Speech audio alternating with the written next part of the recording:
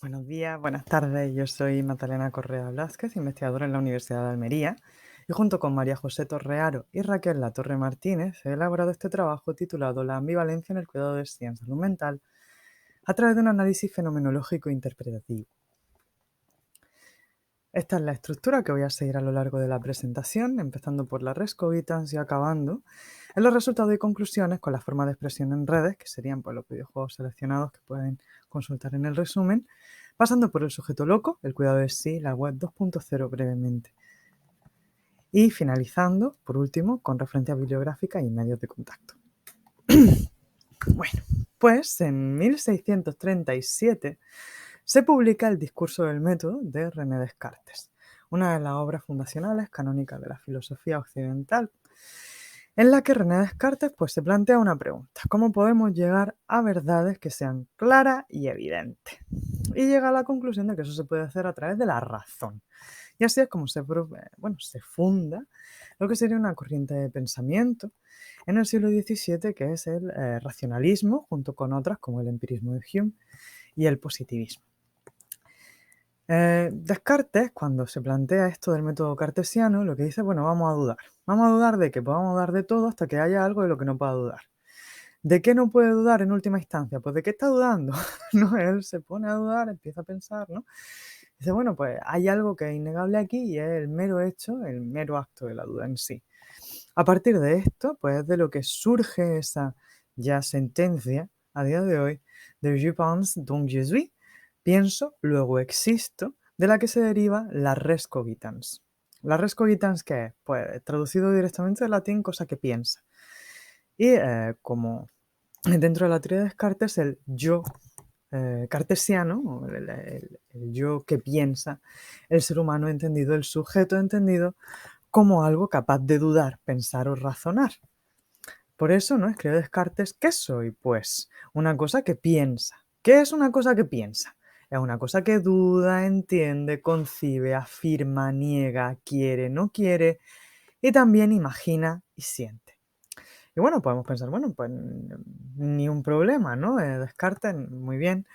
Pero esto plantea determinadas problemáticas para el sujeto loco, sobre todo en este cambio que se está operando entre el Renacimiento y la modernidad, con la entrada del racionalismo y el positivismo, en la que la locura pues deja de tener cierta pátina romántica de, pues, oh, la mística de la locura, aunque había cierta condena moral, sobre todo de carácter religioso, para pasar a convertirse en esa relación con la verdad, en aquello que es incapaz de acceder a la razón, incapaz de razonamiento e incapaz de expresión como sujeto, incapaz de alcanzar la categoría de res cogitans, de cosa que piensa. En el caso de la locura, por lo tanto, desde esta aparición del cogito cartesiano o el yo cartesiano, como lo queramos llamar, la situación del loco, como escribe Foucault, es distinta en relación con la verdad y con quien la busca. Sueños e ilusiones son superados en la estructura misma de la verdad, pero la locura queda excluida por el sujeto que duda. ¿Por qué? Pues porque se plantea que el loco no es capaz de dudar, planteándose ese binomio razón sin razón. El loco no es capaz de acceder a la verdad. Esto se acentúa al traerse lo privado a lo público y volverse a estigmatizar la locura desde un punto moral.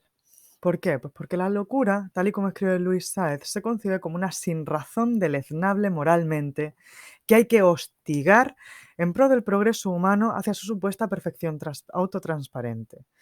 ¿Por qué en pro del progreso humano? Pues porque el loco simple y sencillamente molesta. Hemos pasado de una época en la que se le tenía un miedo terrible a la muerte a otra en la que lo que se le tiene miedo es a la sinrazón, por este cambio de paradigma, ¿no? Hacia el racionalismo y demás. Y el loco, pues, se entiende como irresponsable, indeseable, vago, maleante. Es un sujeto, como os digo, ¿no? Moralmente condenado de una manera muy fuerte hasta el punto, ¿no? De que en el siglo XVII, coincidiendo en esta tendencia hacia la modernidad, en la fundación del Estado neoliberal y demás, después de la Revolución, hacia el internamiento de la locura, lo que se llamaría el gran encierro de la locura, cuando se funda en el siglo XVII la Salpêtrière, en París o el Hospital General. La Salpêtrière no era un hospital tal y como lo entendemos hoy, no era una institución de sanidad pública, sino que era más bien una penitenciaría. No, no oficialmente, pero sí extraoficialmente. Ahí te metían, te encerraban y hasta que Dios dijera, ¿no? Así pues la locura dejaba de estar por las calles, ya no había que verla ni había que aguantarla y se mantenían determinados criterios de productividad. ¿Por qué? Pues porque el loco no trabajaba, o al menos no trabajaba bien. Se le consideraba incapaz de, por todas estas condiciones, ¿no? Trabajar. ¿Por qué? Pues porque es un yo defectuoso. Si partimos del cogito cartesiano en el siglo XVII, incluso hasta hoy, el yo del loco ni piensa, ni trabaja, ni está feliz, ¿no? Sobre esto escribe Niklas Rose. En la actualidad, la locura sigue llevando consigo esa estela del siglo XVII en la que el loco tiene que, el yo tiene que estar bien y ser capaz, productivo, feliz, etcétera, o si no, pues cae en ese yo defectuoso. El loco, por lo tanto, se considera incapaz de pensarse, cuidarse, responsabilizarse de sí mismo, por supuesto, incapaz de trabajar, incapaz de producir, incapaz de implicarse en la rutina del trabajo diario incluso, y además aquello que tenga que decir al respecto no nos importa. Y no nos importa ¿por qué? Pues como no tiene acceso a la razón, pues todo lo que diga van a ser tontadas. Claro, planteado el estar en una situación así. Y ya no os digo una esquizofrenia, ya no os digo un trastorno de una índole que digamos, guau, es que esto es simplemente un trastorno, una ansiedad, ¿no? Y bueno, ¿no? Poniendo un ejemplo de cómo están vistos en el imaginario colectivo. Claro, poniéndonos en esta situación en la que cualquier brecha de ese yo perfecto e idealizado lleva a ese yo defectuoso que ya puede plantearse como loco y por lo tanto incapaz de producción, incapaz de cuidado, incapaz de mantenimiento del yo, incapaz de responsabilidad, pues ¿qué puede hacer alguien? ¿Qué hacemos? Incapacitante y nos deja muy indefensos y por lo tanto vulnerables. Pues el propio Foucault plantea una solución que sería el cuidado de sí, que por ahorrar tiempo, ¿no? Vamos a ir bastante rápido, que sería, como él mismo escribe, un ejercicio de sí sobre sí, por el cual uno intenta elaborarse, transformarse y acceder a un determinado modo de ser. ¿Qué modo de ser? Pues uno que sea valioso para uno mismo en tanto en cuanto uno se ha establecido a sí mismo como sujeto de conocimiento, es decir, ha planteado qué soy, quién soy, no como decir, uy, ¿qué hay aquí? Sino como, bueno, eh, hay ciertos discursos, marcos discursivos y cuestiones que me están configurando a mí como sujeto, no como sujeto trascendental en un sentido existencial, sino como un sujeto que está efectivamente sujeto a condiciones sociohistórico-culturales políticas de base. ¿Qué es la locura? Me está definiendo a mí como sujeto loco, no al contrario. Al comprender eso, uno puede relacionarse con el discurso y, por lo tanto, con la verdad de maneras que desafían lo que ya presuponía Descartes en el siglo XVII, ¿no? Y a partir de ahí, dice Foucault, que puede romperse con esas dinámicas de ese binomio razón sin razón y con esa, él dice, tiranía de... perdón, una cierta tiranía de la razón, para poder establecer una relación etopoética o una etopoética de la vida. Etopoética significa, es un palabra que queda muy bonito, por no decir una creación de hábitos, ¿no? Crear hábitos que se centran en explorar nuestra relación con la verdad, nuestra forma de estar en el mundo, etc. A consecuencia de esto, pues se puede llegar a la parresía. La parresía, otro palabra que significa nada más y nada menos que decir la verdad, pero no decir la verdad en cualquier condición, sino decir la verdad porque consideramos que es algo que hay que decir sí o sí, aunque vaya a ponernos en riesgo. Y ese riesgo tiene que ser importante. La web social o la web 2.0 es importante en esto de la parresía porque nos permite como criatura encarnada, o como decía, como escribía, perdón, Maurice Merleau-Ponty, Cher du Monde, ese quiasmo interconectado, intersubjetivo, intermundo, esa carne que se encuentra constantemente. permite un encuentro a través de la pantalla, que bueno, está siendo muy discutido dentro de la fenomenología, pero nos permite estar estando constantemente los unos con los otros de manera dinámica a nivel global y de manera síncrona como productores y consumidores de contenido. Esto voy a dejarla, pero voy a pasar para que nos dé tiempo a ver los resultados y conclusiones. Y en resultados y conclusiones voy a ver 3 videojuegos concretos. Este sería el primero, Milk Inside a Bag of Milk Inside a Bag of Milk, o Leche dentro de una bolsa de leche dentro de una bolsa de leche. Es un videojuego del ruso Nikita Kryukov que trata, un argumento muy simple, de ir al supermercado a comprar una bolsa, porque allí en Rusia son bolsas, de leche. Lo que expresa este videojuego es la angustia que una actividad cotidiana y que en última instancia es de cuidado, es decir, beber leche está bien, no es innegable, que tener algo que beber, algo que nos nutre, algo que nos cuida está bien, puede acarrear. Es decir, esa relación ambivalente con el cuidado, que es algo que a priori pues está bien, pero que lleva consigo determinada carga y peso de imposición, sobre todo cuando se presupone que tú no puedes hacerlo y por otra parte cuando te es difícil hacerlo. En este caso, ¿no? Plantea la pregunta, ¿cómo es ver el mundo a través de mis ojos?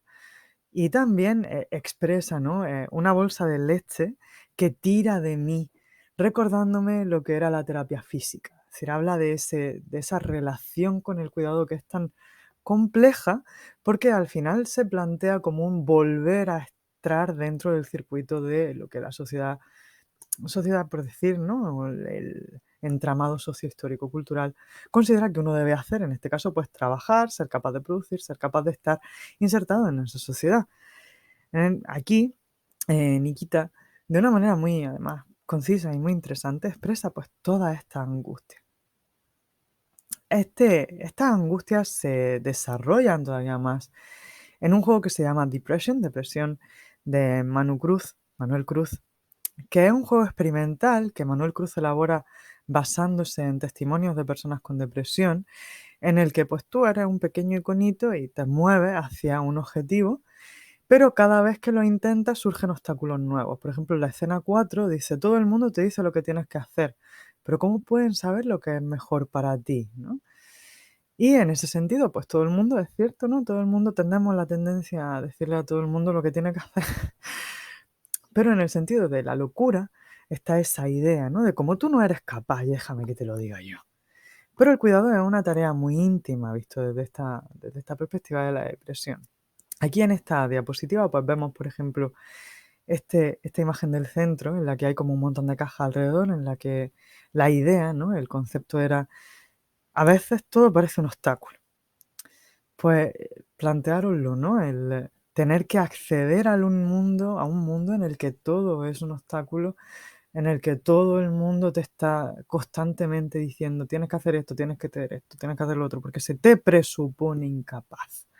Se te presupone, bueno, de hecho, tonto, de hecho, demasiado estúpido como para saber lo que tienes que hacer, ¿no? Esto unido a las preocupaciones que expresaba Nikita, pues ya está empezando a pintar, ¿no? A darnos una cierta imagen, que se completa finalmente con el videojuego de Queen K, Kitted Frog, An Outcry, o un grito de auxilio, una llamada de auxilio, que trata sobre, bueno, la decadencia de Europa, ¿no?